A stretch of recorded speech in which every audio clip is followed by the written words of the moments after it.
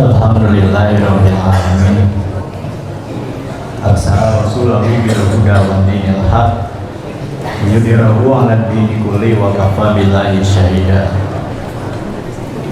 Asyhadu an la ilaha illallah wahdahu la syarikalah wa asyhadu anna Muhammadan abduhu wa rasuluhu alladzi la nabiyya ba'da amma ba'd.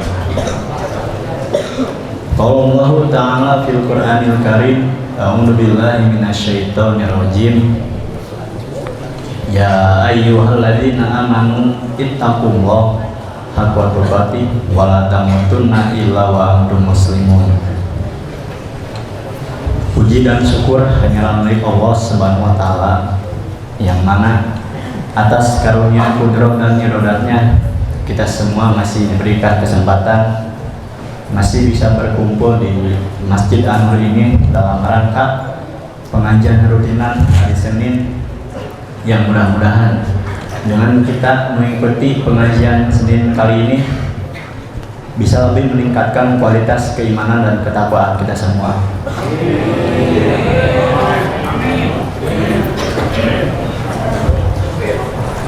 Untuk mengefektifkan waktu, kepada Al-Ustaz Ilham Habibur Rahman, waktu dan tempat dipersilakan.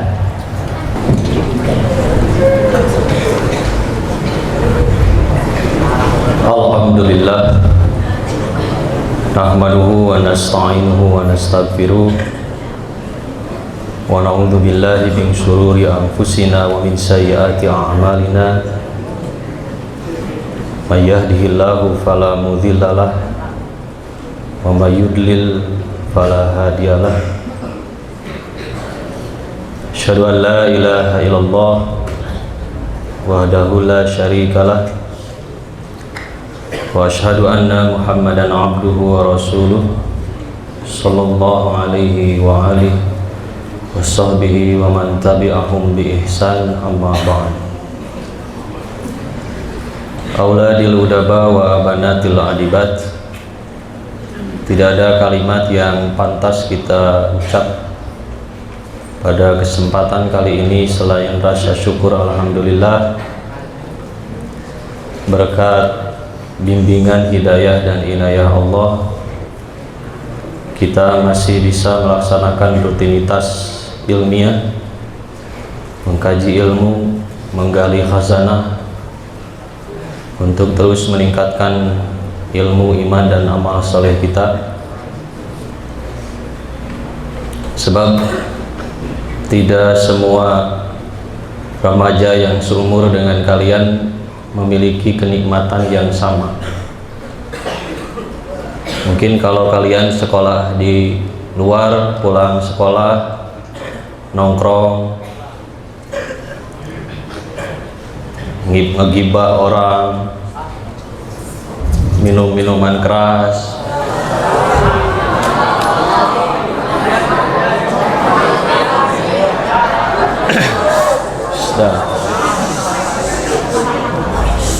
ya, perempuannya tidak sedikit yang menjual, mohon maaf ya, menjual dirinya.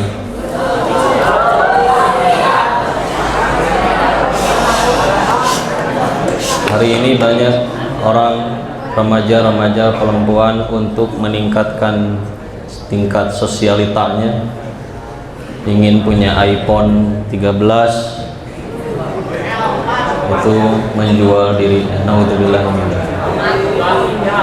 Makanya seorang santri itu, jadi seorang santri itu nikmat.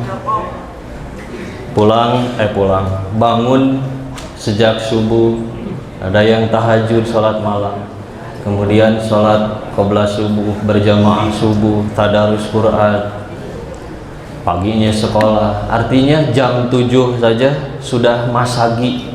What is the meaning masagi? Padat ya. Jadi kita beramal soleh jam 7 itu sudah padat, banyak. Sehingga kalau ditakdirkan oleh Allah meninggal pada saat itu, insya Allah surga kunci. Apalagi sekarang dilanjut setelah tadi KBR, lalu kemudian kajian sampai malam lagi, nikmatnya luar biasa. Makanya bisa jadi hari ini kita ingin pulang, ingin merasa tersiksa hidup di pesantren, tapi saya yakin satu saat ketika kalian sudah dewasa, justru saya bangga dan bersyukur pernah menjadi seorang santri. Beda halnya ketika masa mudanya borokokok, birikiki borokokok gitu. Pasti di kemudian hari menyesal, munmah. Kalau bahasa Quran, ya laitani, ya, penyesalan gitu. Makanya tema kajian kita pada sore ini adalah berkenaan dengan menuntut ilmu adalah jihad terbesar. Bahkan perang melawan kaum kafir saja pakai ilmu. Bagaimana kita bisa mengangkat senjata, bagaimana kita bisa mengalahkan musuh, mengatur strategi, membagi ghanimah, itu pakai ilmu. Sehingga jihad menuntut ilmu itu lebih utama daripada jihad-jihad yang lain.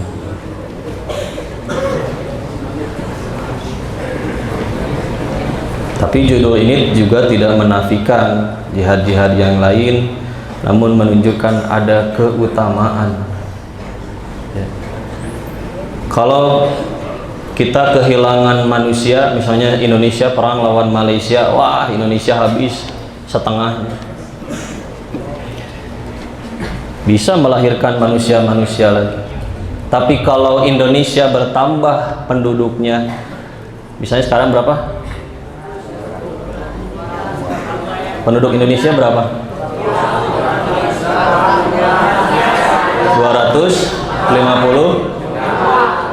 260 sekian juta, naik 2 kali lipat jadi 500 juta katakan. Tapi 500 juta ini orang-orang yang tidak berilmu semuanya. Apa yang akan terjadi? Rusak, kehancuran. Makanya di surat At-Taubah, wa ma kanal mu'minuna liyanfiru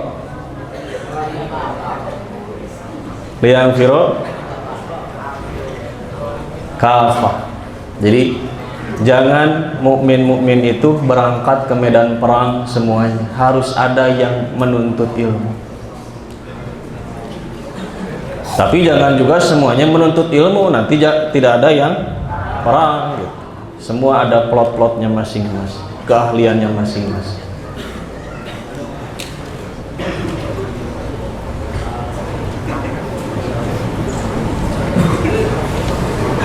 Ini orang-orang yang di belakang pasti gak akan kelihatan. Hah?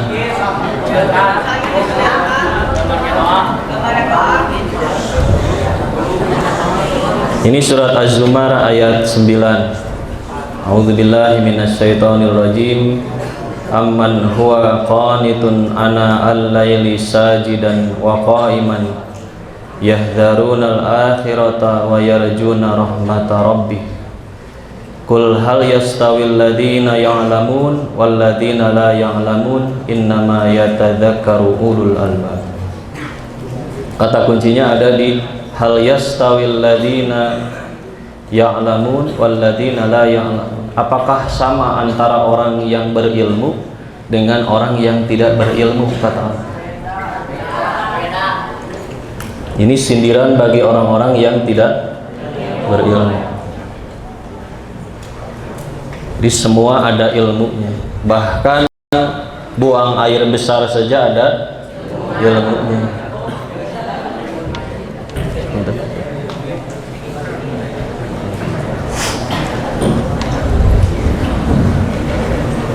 Istri saya pernah ke Cina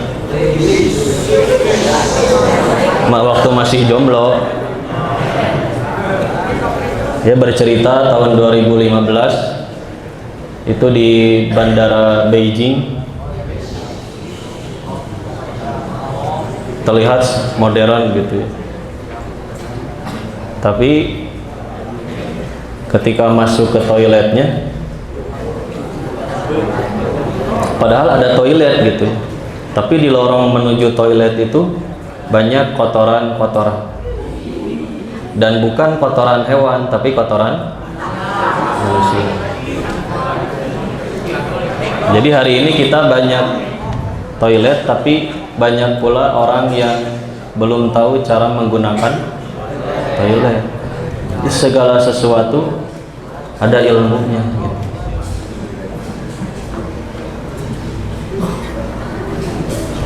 Bahkan orang Cina itu naik kereta api, kan kalau kita mah lihat bapak kita di rumah pakai kaos, pakai celana pendek gitu ya, kaos sangsang.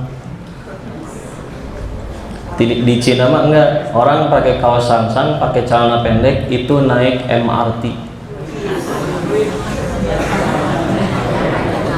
Saking cuek gitu ya. Hanya beda antara orang yang berilmu dengan orang yang tidak berilmu. Tapi ada satu wilayah namanya Kota Xi'an, di situ mayoritas Muslim banyak. Tapi di situ berbeda dengan kota Beijing, bersih, rapi. Makanya Islam itu sudah mengatur segala sesuatunya sangat detail, sangat rinci, sampai hal masuk WC pun diatur. Mana kaki yang harus didahulukan, mana kaki yang kalau keluar yang didahulukan. Lalu dikuatkan oleh hadis yang kedua, mayyuridillah bi khairan yufaqihuhu fiddin. Barang siapa yang mendaki kebaikan baginya, Allah pahamkan atasnya perihal agama.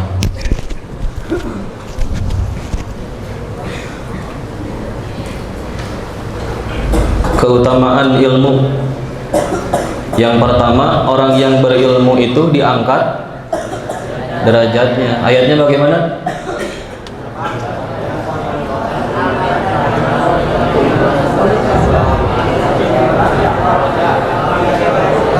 Yarfa'illahu alladzi amanu minkum walladzina utul ilma darajat.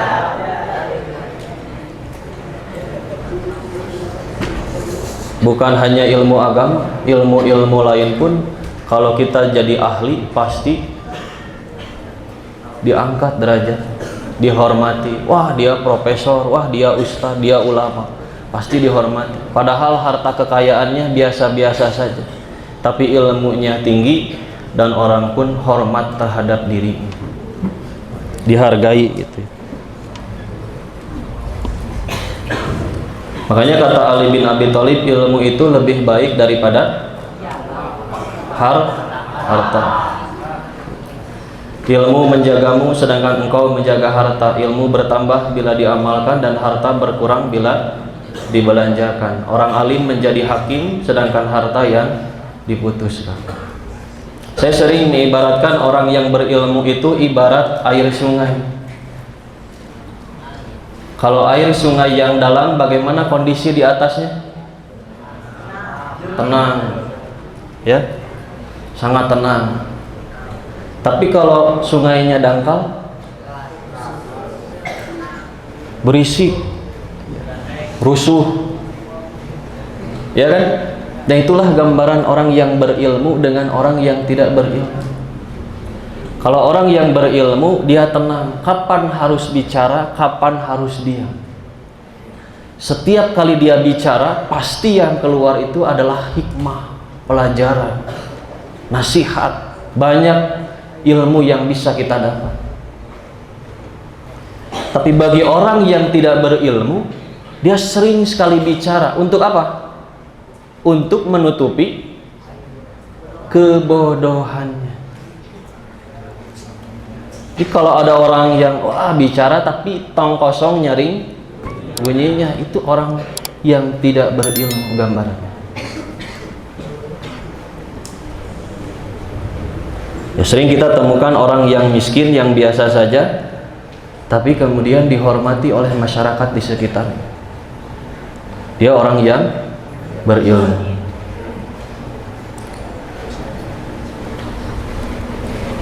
Kemudian yang kedua, lebih utama dari ahli ibadah.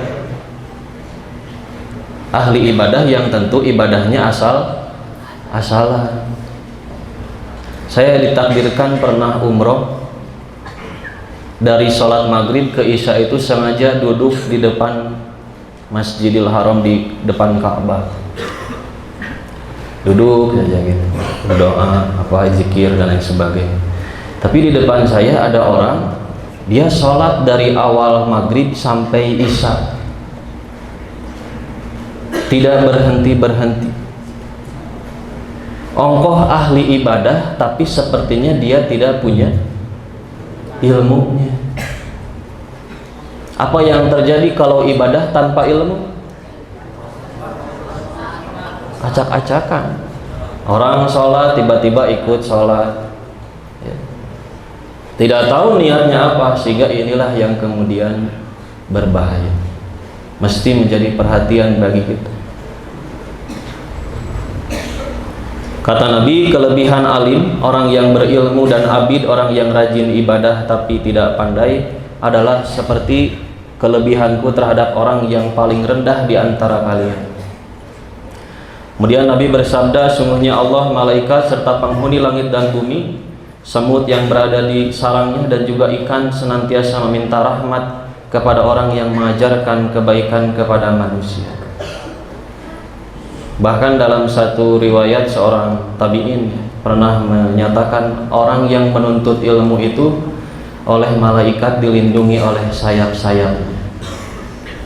Sayap malaikat itu satu helainya bisa melingkupi bumi. Kita dirahmati oleh malaikat, didoakan oleh malaikat bagi orang yang menuntut ilmu. Lalu yang ketiga adalah lebih bermanfaat dari harta. Ya, tadi sudah kita bacakan dari Ali bin Abi Thalib. Dan yang keempat adalah mencarinya adalah jihad. Jadi kalau seandainya hari ini kita masih di asrama menuntut ilmu, tapi kemudian satu ketika Allah memanggil kita untuk menghadap kepadanya, maka bisa dipastikan kita meninggal dalam keadaan syahid.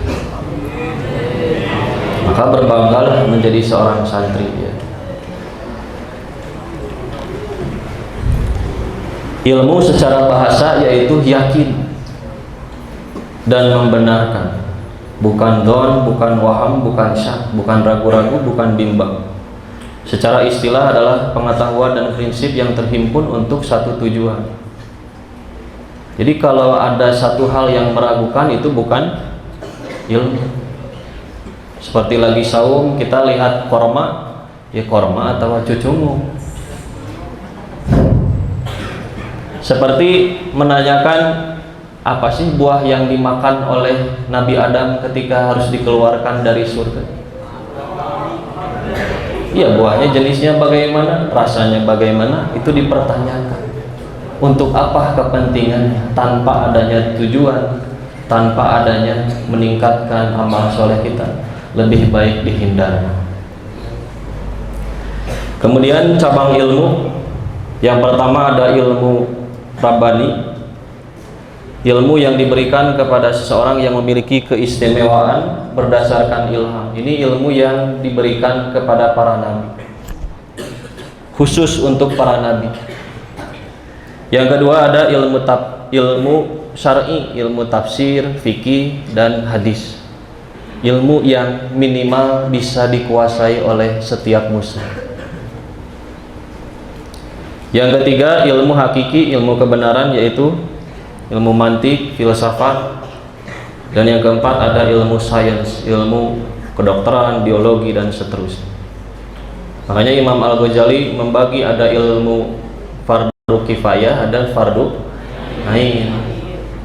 Fardu kifayah misalnya apa? Matematika misalnya, kan tidak semua jago matematika. Biologi, kedokteran, tidak semua jadi dokter. Tapi ketika ilmu agama, itu wajib bagi siapapun yang mengaku sebagai muslim untuk bisa mempelajari.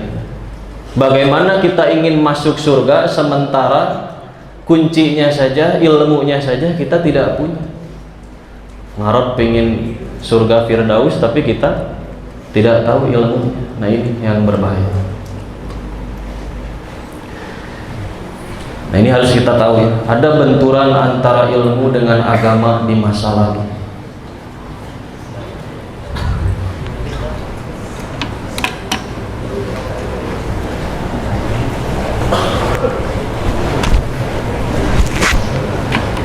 Tahun 1229, ketika orang-orang Eropa masih di zaman jahiliyah, zaman kegelapan,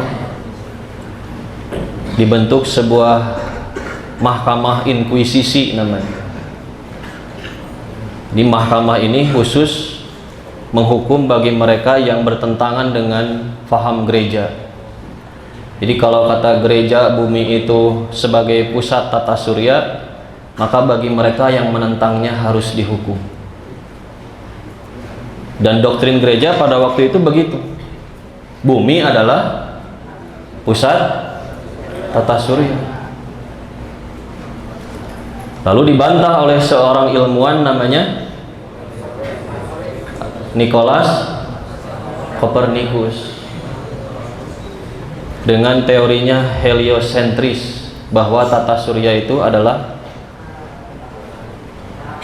pusatnya adalah matahari. Wah, Copernicus sampai dihukum. Bahkan kalau tidak salah dianggap sesat, penjara oleh gereja. Lalu tahun 1564 sampai 1642 hidup seorang ilmuwan namanya Galileo Galilei. Pernah dengar namanya? Dia seorang ilmuwan yang menguatkan apa yang disampaikan oleh Copernicus ini. Akhirnya dia dipenjara seumur hidup dan mati di penjara. Lalu ada hidup juga seorang ilmuwan tahun 1858, Charles Darwin. Apa teorinya? Namanya teori evolusi, yang menyebutkan bahwa manusia berasal dari monyet. Kalian ridho nggak disebut sebagai keturunan monyet? Tidak, kita bukan keturunan monyet, tapi banyak manusia yang kelakuannya kayak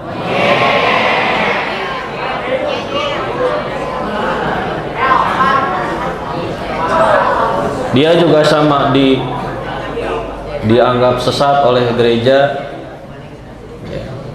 Tapi banyak yang aneh itu, banyak ilmuwan yang melindunginya. Anehnya itu, kalau kalian pernah baca bukunya The Origin of Species, bukunya Charles Darwin ini, di akhir bukunya dia menyatakan meragukan sendiri teori yang dia buat ini. Jadi dia sendiri ragu bahwa manusia itu berasal dari tapi itu menggemparkan dunia ilmu pengetahuan pada waktu. Kemudian ada tahun 42 sampai 2018. Nah, ini masih baru-baru. Seorang ilmuwan yang IQ-nya menandingi Albert Einstein. Namanya Stephen Hawking. Dia buat buku namanya A Brief History of Time. Jadi sampai menyebut alam ini ibarat pensil runcing yang diberdirikan. Mungkin nggak? Tapi tanpa dipegang. Tidak mungkin. Jadi sangat, keteraturannya sangat rinci sekali. Perhitungannya sangat tidak masuk akal gitu. Pasti ada sosok di balik ini semua yang mengaturnya. Tapi sampai akhir hayatnya dia meyakini tidak ada Tuhan. Jadi ilmu sudah tinggi-tinggi tapi tidak percaya terhadap adanya Tuhan. Nah, ini contoh-contoh ilmuwan-ilmuwan ya, mereka yang hebat, tapi kemudian agama kadang menghalanginya, sehingga hari ini Islam juga sama disebut-sebut begitu. Islam tidak boleh masuk ke ranah pribadi seseorang. Urusan-urusan privasi tidak boleh Islam masuk ke situ. Kan hari ini begitu, LGBT dianggap hak asasi manusia. Perzinahan dianggap normal, bahkan artis yang jinah malah semakin tenar.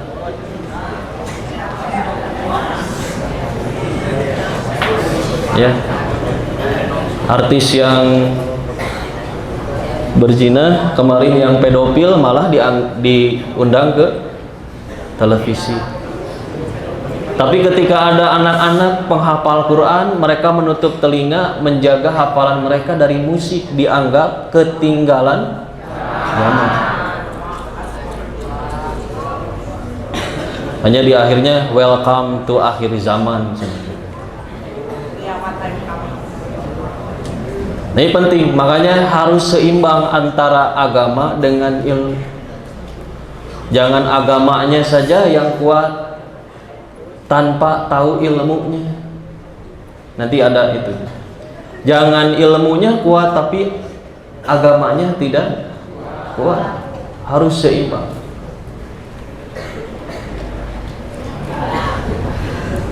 Siapa ini? Albert Einstein. Dia orang Yahudi.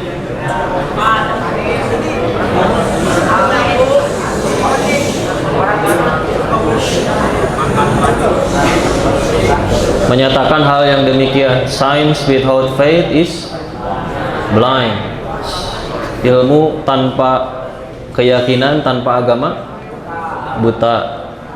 Faith without science is blind. Keyakinan tanpa ilmu lumpuh. Ini orang Yahudi. Ya. Kita tidak apa-apa mengambil pelajaran dari mereka.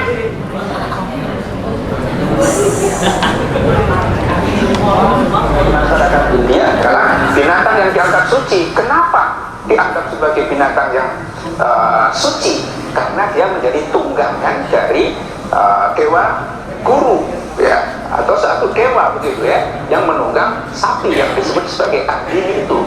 Yang menjadi problem adalah ketika semua sapi dianggap sebagai Agni atau dewa sapi itu, dan semua cenderung menganggap bahwa setiap sapi itu adalah binatang yang suci, dan orang menyembah sapi, ya. Mungkin kita agak bisa ya begitu ya, tapi itulah yang terjadi di India. Yang kedua adalah banyak orang juga di India orang menyembah monyet. Karena apa?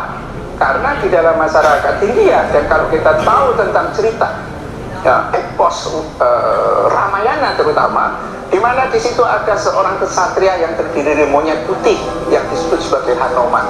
Yang menjadi problem juga adalah ketika monyet-monyet yang lain juga diidentifikasi atau menjadi derivasi dari Hanuman itu, dan itu kemudian disembah oleh mereka, dihargai oleh mereka.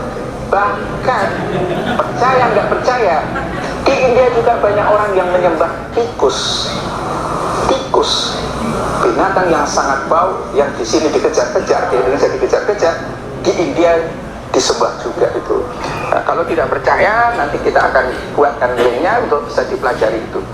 Di tengah kehidupan yang sangat modern ini, ketika informasi menyebar secara luas di dalam masyarakat, termasuk masyarakat India, kita tahu juga banyak sekali para ilmuwan itu berasal dari India. Tetapi dalam sisi yang lain, ya, dalam sisi yang lain, masyarakat India masih berada di dalam posisi itu.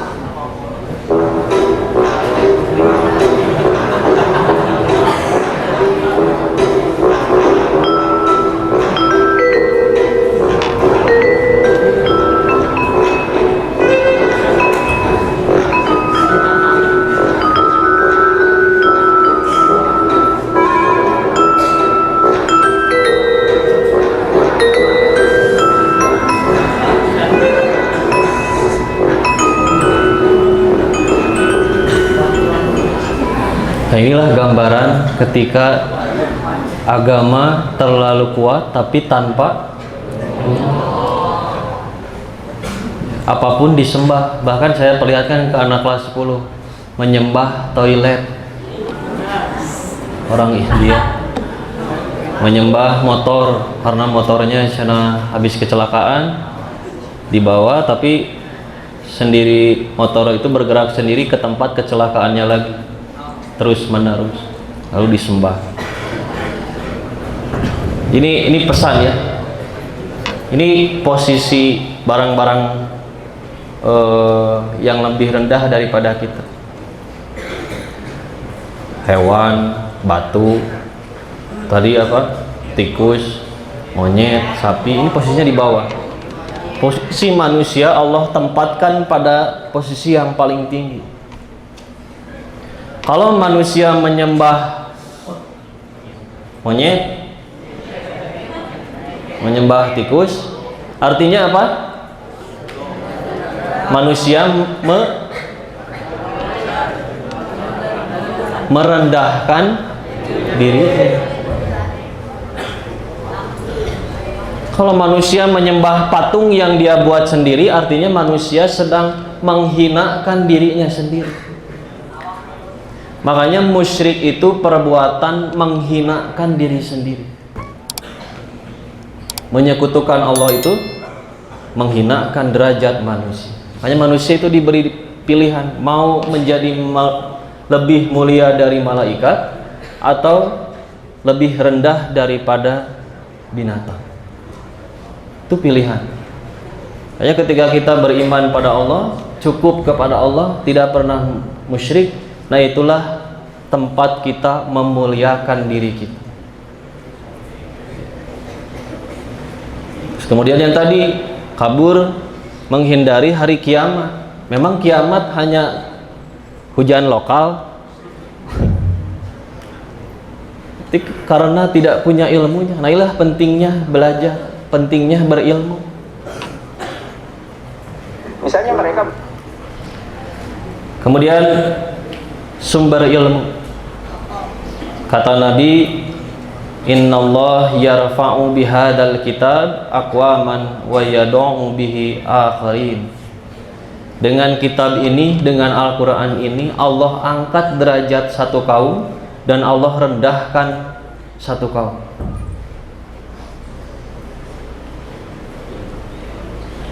Di zaman Nabi, kalian kenal nama Abu Lahab, Abu Jahal?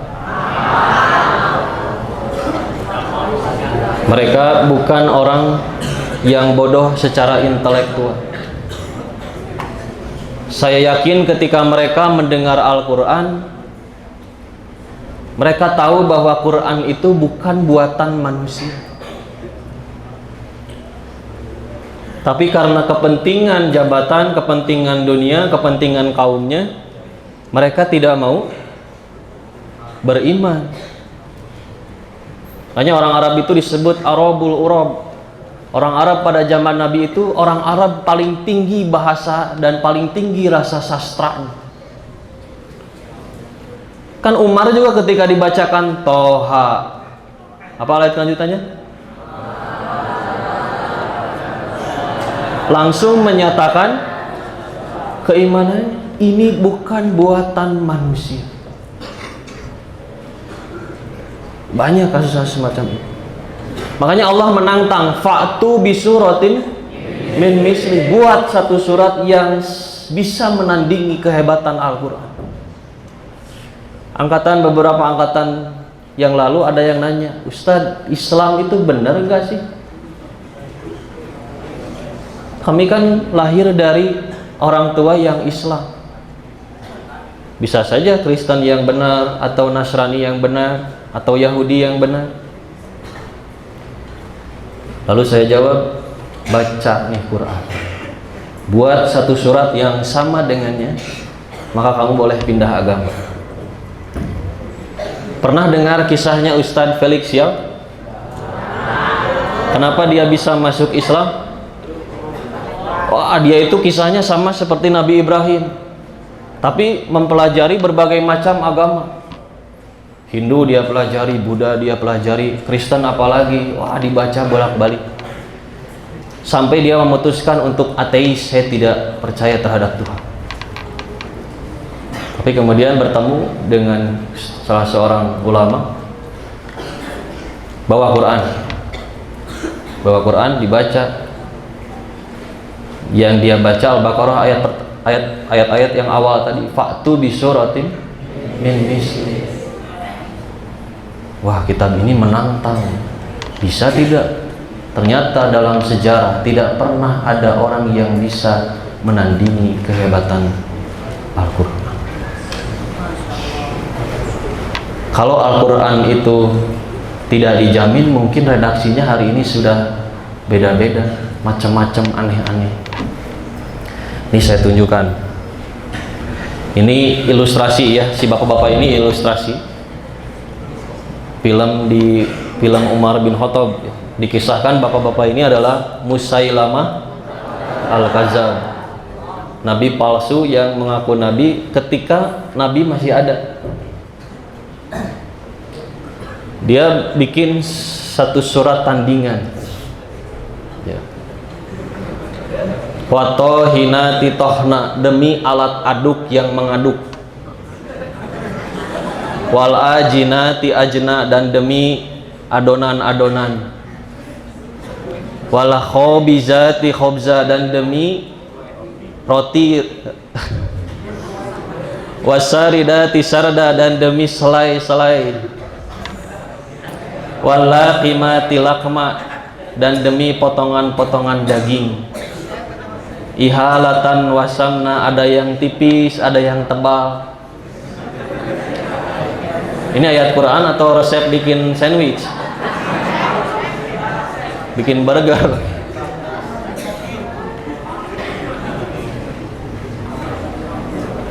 Kemudian ada alfil malfil, demi gajah, dan apa itu gajah?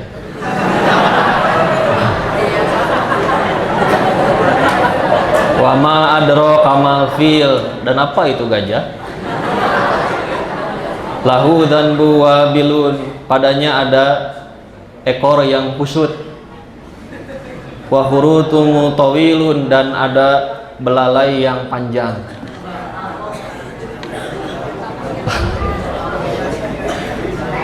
Ini contoh. Padahal orang Arab pada zaman itu hebat-hebat bikin syairnya itu. Tapi ketika ayo tandingi Al-Quran, tidak ada yang bisa. Itu zaman Nabi, apalagi zaman sekarang. Ada orang yang ngaku Nabi di Garut, ada Nabi ngaku namanya Nabi Yudi.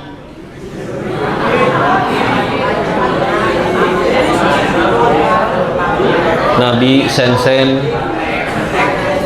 Lia Edan.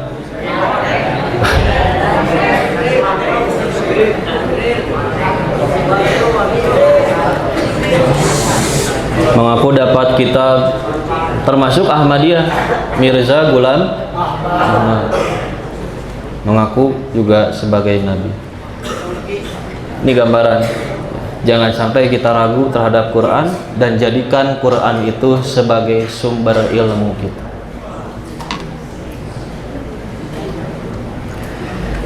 Nah, tugas pencari ilmu. Kita sebagai orang yang mencari ilmu, orang yang berilmu, punya tugas. Saya kutip satu hadis dari Nabi. La hasada illa fi isnatain, tidak ada hasud kecuali pada dua hal. Yang pertama, rajulun atahullahul Qur'an fahuwa yaqumu bihi ana al-lail wa ana an-nahar. Tidak boleh hasad, iri terhadap hal apapun kecuali pada dua hal, pada dua aspek. Yang pertama adalah orang yang belajar Al-Quran dan mengamalkannya siang malam.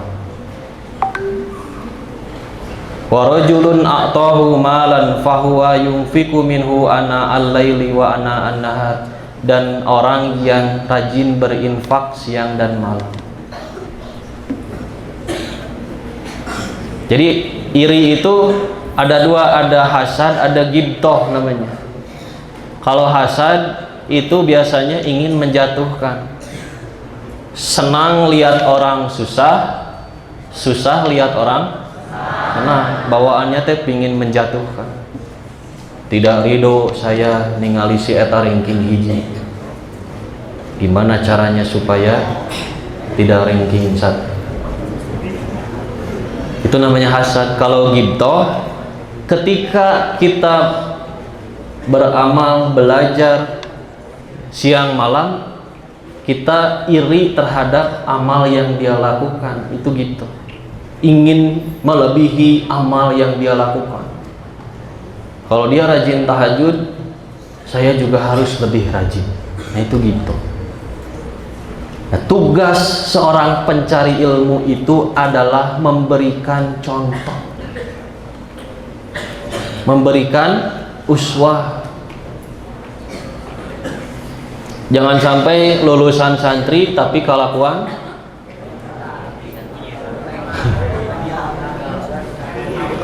berokok, berandalan gitu. Ilmu mah ada, cuman kelakuan saja yang miring cenah gitu. Jangan sampai begitu. Ilmu dan amal harus selaras, harus memberikan contoh. Apalagi dalam hal memimpin. Jadi rois, roisah, jadi ustad, ustadah, memberikan contoh. Afsahu min lisanil maqal. Keteladanan itu lebih fasih daripada hanya sekedar kata-kata. Ya bersihan ya, matam. Cepat atuh ke kelas. Tapi roisnya diam di situ. Kira-kira didengerin nggak? Enggak. Tapi coba kalau roisnya setiap subuh adalah saf yang paling depan, mungkin nggak? Mana rois? Rois ada ngaji ge tarawih tuh. Tapi kalau roisnya paling depan, paling luar biasa. Ustadznya memberi contoh bagaimana berpenampilan. Ustadznya tidak pernah banyak bicara, tapi banyak memberi contoh. Itu lebih kuat pengaruhnya daripada hanya sekedar kata-kata. Begitupun dalam mencari seorang imam.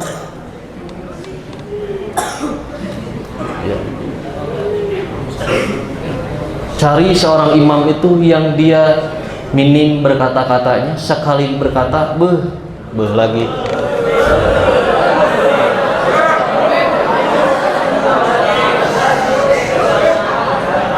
Sekalinya dia berucap, banyak nasihat, banyak pelajaran yang bisa kita ambil. Dia tidak banyak bicara, tapi banyak memberikan contoh. Makanya kenapa Nabi diutus uswatun hasanah. Nabi sudah dijamin masuk surga, tapi Nabi paling hebat amalnya. Tidak ada yang bisa menandingi kehebatan amal Nabi. Nabi itu kalau tahajud paling lama, paling minimal itu 4 jam. Minimal 3 jam lah gitu. Itu Nabi. Padahal sudah dijamin masuk surga. Tapi kenapa begitu? Nabi ingin memberikan contoh. Kebayang kalau Nabi, saya mah sudah dijamin masuk surga, supaya kalian yang beramalnya, apakah akan diikuti oleh umatnya? Makanya hari ini mulailah untuk memberikan contoh. Tunjukkan jati diri kita sebagai seorang muslim, sebagai seorang santri. Keluar dari sini, apalagi akhwat, jaga penampilan. Dan sampai keluar, kemudian melepaskan jati dirinya sebagai seorang muslim. Itu bahaya. Berikan contoh. Kemudian tantangan pencari ilmu. Kata Nabi, innallaha la yaqbidul ilma intiza'an. Allah tidak mencabut ilmu sekaligus, tapi yang Allah lakukan adalah yang tazi'uhu minal ibad. Allah ambil dari hamba-hambanya itu yakbidul ilma, dengan dicabutnya ilmu itu, bi qabdil ulama, dengan meninggalnya para ulama. Jadi, kalau ada seorang ulama yang meninggal, maka seharusnya kita terpanggil jiwanya, sayalah yang harus meneruskan perjuangannya.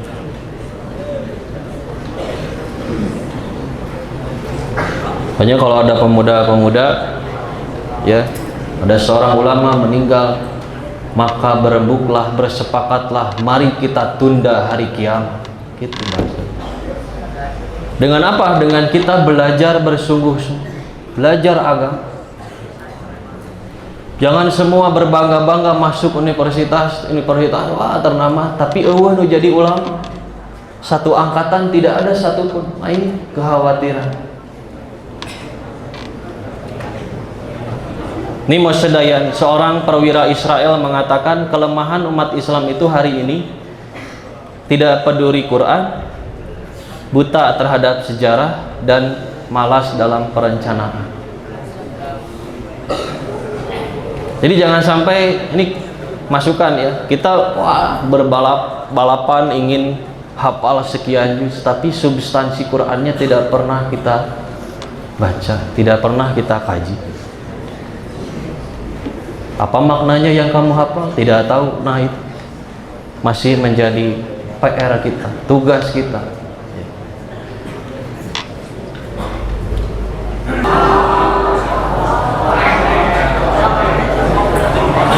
Kurang lebih segini jumlah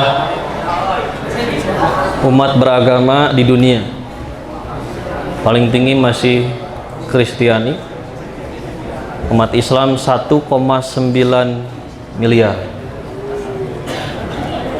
Orang Yahudi hanya 14 juta. Kenapa? Tapi persoalan Israel dan Palestina hari ini belum beres-beres.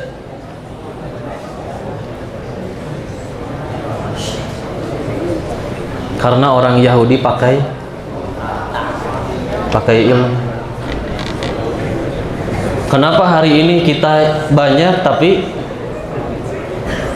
padahal mah 1,9 miliar mah hayu orang daregeun ka ditu yuk.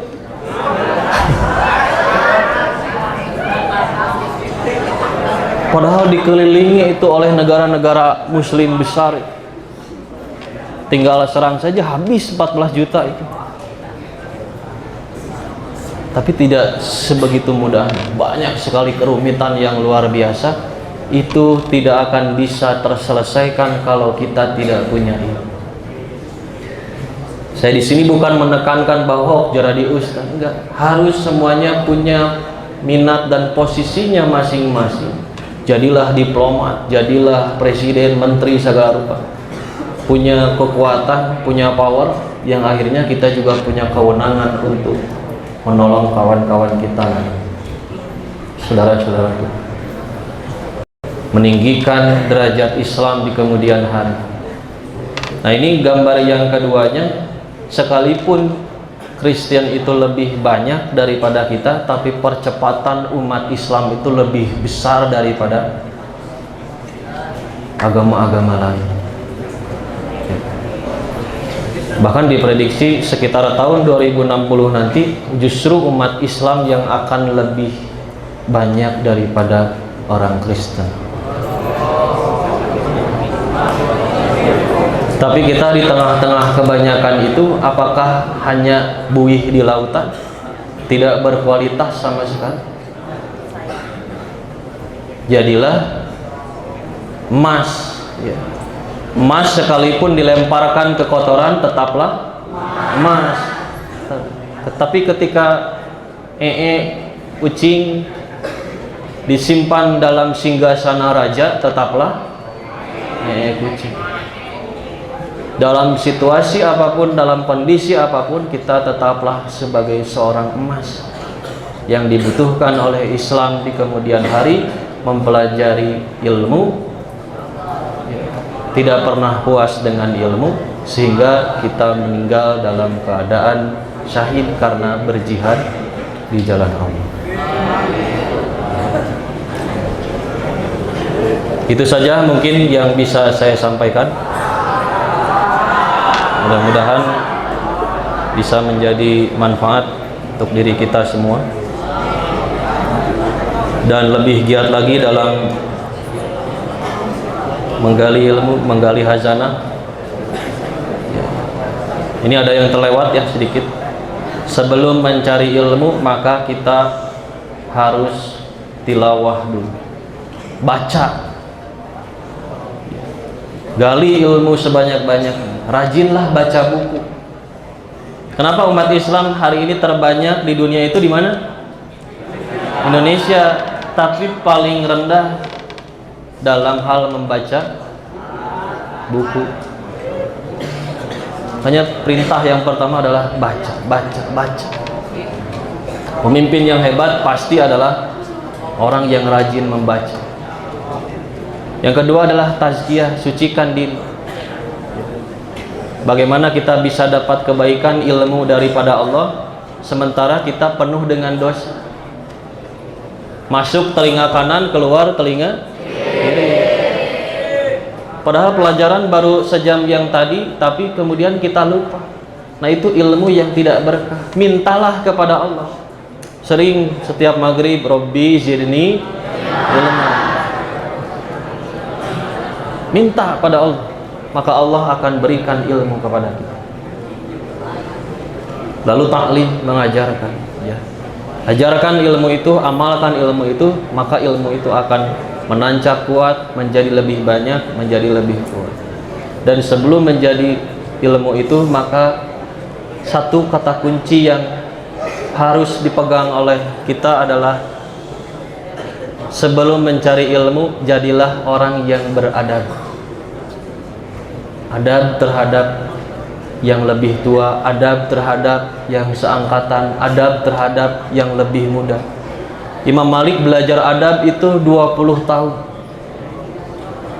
Lebih sulit daripada belajar ilmu mah bisa dengan baca. Tapi ketika adab itu tidak ada, maka hilang sudah ilmu. Ketika ada seorang profesor misalnya pintar, wah segala ahli di bidang ini, di bidang itu, tapi kemudian dia melakukan pelecehan seksual, apakah profesornya itu meninggikan derajatnya? Tidak. Justru malah karena dia tidak beradab, maka hilanglah segala kehormatan yang harusnya dimiliki.